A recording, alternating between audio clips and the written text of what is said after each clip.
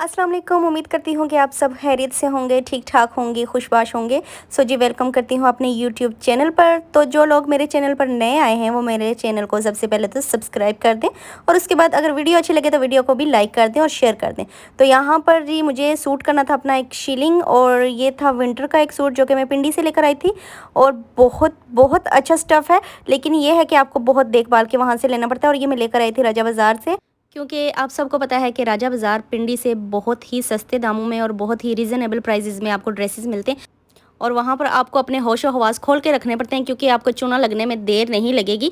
क्योंकि ऐसा होता है कि बाज़ औक़ात कुछ शॉपकीपर्स ऐसे भी दगाबाज और धोखेबाज किस्म के होते हैं कि वो आपको ख़राब सूट दे देते हैं, आपको पूरा सूट नहीं दिखाते, और फिर नतीजतन ये होता है कि आप घर आके जब देखते हैं तो वो सूट काफ़ी हद तक डैमेज होता है। सो ये हादसा हमारे साथ भी तकरीबन हो चुका है। सो अब ऐसा करते हैं कि हम लोग जब भी लेते हैं तो हम लाज़मी तौर पर वो ड्रेस डिटेल से देखते हैं, ताकि हमें घर जाके प्रॉब्लम ना हो। ज़ाहिर है आप लोग इतने दूर से किराया भर के जाते हैं तो फिर वापस आके आप लोगों को फिर बहुत ज़्यादा दुख होता है। सो इसलिए मैं आप लोगों को भी यही मशवरा दूंगी कि अगर आप लोग वहाँ से शॉपिंग कर रहे हैं तो प्लीज़ लाजमी तौर पर डिटेल से ड्रेस को देख लिया करें, क्योंकि सम टाइम ऐसा होता है कि वो मेजरमेंट भी ठीक नहीं करते, और सम टाइम जो सूट पूरे होते हैं मतलब उनके स्लीव्स वगैरह भी सामने होते हैं, तो उनमें ये होता है कि उनकी शलवार वगैरह या दुपट्टे वगैरह में कोई ना कोई नुक्स होता है। सो प्लीज़ देखभाल कर लिया करें, और ये मेरा आप लोगों को नहायत ही मुखलिसाना मशवरा है।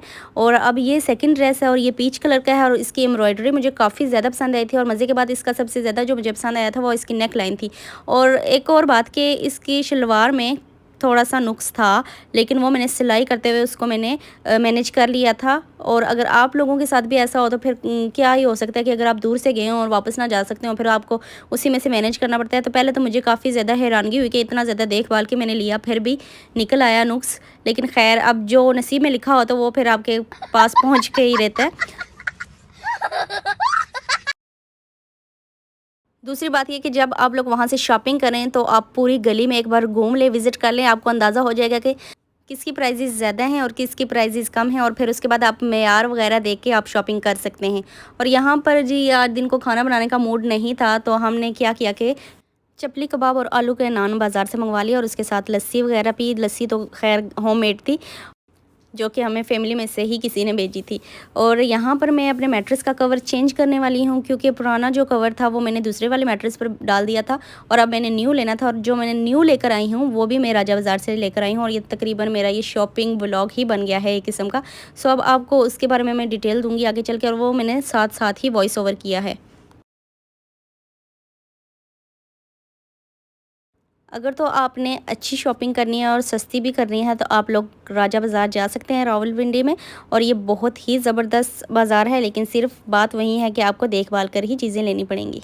और जिन लोगों ने अभी तक मेरे चैनल को सब्सक्राइब नहीं किया हुआ तो काइंडली आप लोग मेरे चैनल को सब्सक्राइब कर दें और वीडियो को आगे लाजमी शेयर कर दें। उसके अलावा आपको इस तरह के अगर व्लॉग्स चाहिए जो कि शॉपिंग से रिलेटेड हों तो मुझे कमेंट बॉक्स में ज़रूर कमेंट कीजिएगा। सो गाइज़, इसको मैंने अब बिछा लिया है और काफ़ी अच्छी लग रही है। इसकी लाइनें ज़रा वीडियो में चक्कर चढ़ा रही हैं, लेकिन रियल में ज़रा काफ़ी खूबसूरत मंज़र है। तो इस तरह के मैंने ड्रेसेस भी देखे थे उधर जहाँ से मैंने ये बाई किया। आई थिंक मैंने इसको पिंडी के राजा बाज़ार से लिया था।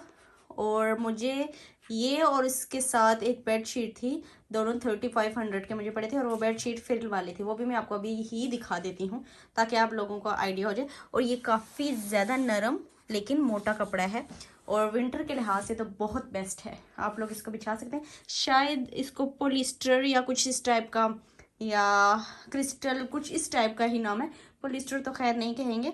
तो बहुत ज़बरदस्त है, वधिया काम है ये, बहुत ज़बरदस्त। सो गाइस, ये वाली बेड शीट थी जो कि मैं अपने कवर के साथ लेकर आई थी।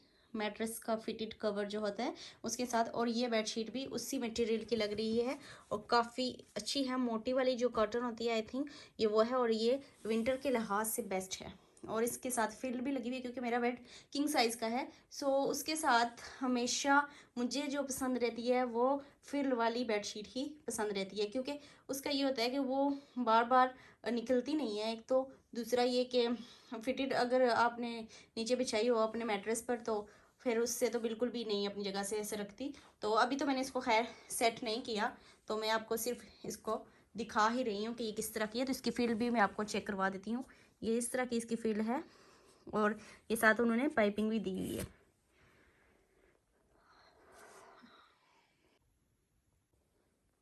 सो गाइस अब तो मैंने इसको सेट कर लिया है और माशाल्लाह से ये काफ़ी ज़्यादा अच्छी लग रही है और ख़ूबसूरत लग रही है।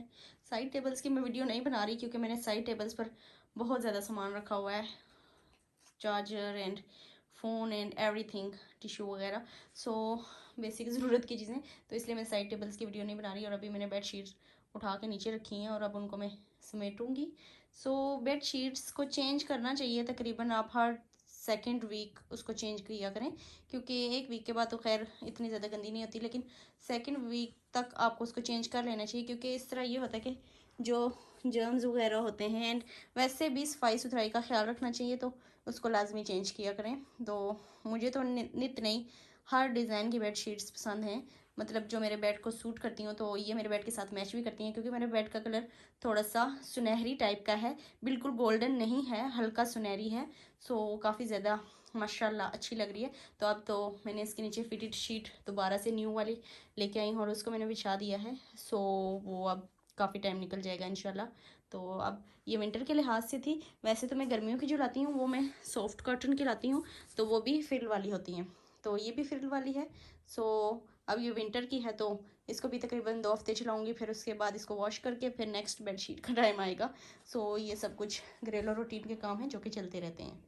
उसके बाद जी नेक्स्ट डे मैंने बनाई थी बिरयानी, जो कि काफ़ी ज़्यादा मज़े की थी, लेकिन इतनी ज़्यादा स्पाइसी नहीं मैंने रखी। और बिरयानी तो आपको पता है मेरी मोस्ट फेवरेट डिश है और मैं बना भी लेती हूँ बहुत आसानी से और बहुत ही जल्दी। सो मैंने सोचा कि ये आपको भी एक बार इसका दीदार करवा दूँ कि कितनी अच्छी बनी है। सो आप लोग वहीं से बैठे बैठे मुँह में पानी लें और बिरयानी का मज़ा चख लें। तो यहाँ पर मेरा ये ड्रेस स्टिच होकर आ चुका है और इस ड्रेस के साथ जो हुआ है हादसा वो भी मैं आपको बताऊँगी। और ये ड्रेस काफ़ी ज़्यादा मज़े का सिलाई हुआ है, लेकिन इसमें उन्होंने एक हल्की सी मिस्टेक कर दी, जो मैं आपको आगे चल के डिटेल से बताती हूँ, जिसके बाद मुझे उस नुक्स को ठीक करने में काफ़ी ज़्यादा टाइम लगा। लेकिन खैर ये गलती किसी से भी हो सकती है, सो मैंने इसका खल निकाल लिया था और इसकी साइडों और बाजू वगैरह पर मैंने लेस लगवाई और दरमियान में मैंने सीढ़ी लेस लगवाई। सीढ़ी लेस तो मैंने लगवा ली, लेकिन उसने यहाँ गुंजाइश बहुत कम छोड़ी, जिसकी वजह से इसके दागे निकलना स्टार्ट हो गए। और मैंने सोचा कि अब मैं इसको ओवरलॉक ही करवाऊंगी। जब मैं इसको ओवरलॉक वाले के पास लेकर गई तो उसने बोला कि बाजी बाकी सारी कमीज़ तो ओवरलॉक हो जाएगी, लेकिन ये जो इसकी गुंजाइश बहुत कम छोड़ी है तो यहाँ से ये ओवरलॉक नहीं हो सकता, क्योंकि आपकी जो ड्रेस है ये फिर ख़राब हो सकती है। सो घर आके मैं काफ़ी ज़्यादा परेशान हुई और मैंने सोचा कि इसको अब मुझे दोबारा उधेड़ना पड़ेगा और कमीज़ की जो है लेस उतार कर फिर मुझे गुंजाइश बनानी पड़ेगी। लेकिन खैर मेरा दिमाग थोड़ा चल गया। मैंने UHU की मदद से इसके तमाम दागों को एक साथ ही जोड़ दिया ताकि ये बाहर ना निकल सकें और मेरा ड्रेस सेफ़ रह सके। सो ये वाला आइडिया आप लोगों के भी काम आ सकता है, अगर आप लोगों के ड्रेस में दागे निकलते हों और उसकी गुंजाइश बिल्कुल कम हो और वह ओवरलॉक ना हो सकता हो। सो आप लोग भी ये ट्रिक लाजमी अप्लाई कर सकते हैं ताकि आपके ड्रेस सेफ़ रह सके और उसके दागे ना निकलें और ड्रेस ख़राब होने से बच सके। सो अगर आपको मेरा व्लॉग अच्छा लगा है तो काइंडली मेरे व्लॉग को आगे लाजमी शेयर कीजिएगा। ये आई थिंक मैं पीछे भी कह चुकी हूँ, लेकिन अब फिर से कह रही हूँ। और अब आगे जी ये है इसका दुपट्टा, और इसका दुपट्टा काफ़ी ज़्यादा ब्यूटीफुल है और इसके दुपट्टे की वजह से तो मैंने इसको बाय किया था। और वैसे भी ये डिज़ाइन थोड़ा सा खादी या अलकरम से इंस्पायर होके लिया गया था, क्योंकि ये ज़ाहिर है रेप्लिका ड्रेसेस होते हैं, ओरिजिनल नहीं होते। सो ये वाला जो ड्रेस है ये मैंने स्टिच फॉर्म में लिया था और ये काफ़ी ज़्यादा उससे अच्छा मटेरियल है और दिखने में भी आपको पता चल गया होगा। और रेडीमेड की तो ज़ाहिर है जो उसकी चमक दमक ही अलग होती है उस ड्रेस की। सो ये वाला ड्रेस 3 पीस ड्रेस था और स्टिच फॉर्म में था, इसमें मैंने कुछ भी खुद से ऐड नहीं करवाया। और आप लोग देख सकते हैं इसका कलर कॉम्बिनेशन कितना ज़्यादा ज़बरदस्त है। आप लोगों को भी आइडिया हो जाता होगा कि जिस तरह के मैं ड्रेसेस लाती हूँ और फिर उनमें मैं डिफरेंसेस आपको बताती हूँ, तो आपको काफ़ी ज़्यादा इन्फॉर्मेशन मिलती होगी। अगर इन्फॉर्मेशन मिलती है तो फिर मुझे दुआएं दीजिएगा। सो उसके बाद नेक्स्ट डे हमने मंगवाया पिज़्ज़ा। आप लोग कहेंगे कि ये क्या हर रोज़ ये बाहर से ही मंगवाती है? नहीं जी, हमने घर में भी ये बनाए थे और ये चिकन रोस्ट थे और मैंने इनको हाफ़ जो चिकन रोस्ट था वो मैंने एयर फ्रायर में बनाया था और उसके बाद लाइट के जाने का भी ख़तरा था। सो हमने आधा जो चिकन था उसको ऑयल में फ्राई कर लिया और आधा एयर फ्रायर में बना लिया। सो ये था मेरा आज का व्लॉग। आई होप कि आपको व्लॉग अच्छा लगा होगा। सो कीप वॉचिंग एंड अल्लाह हाफिज़।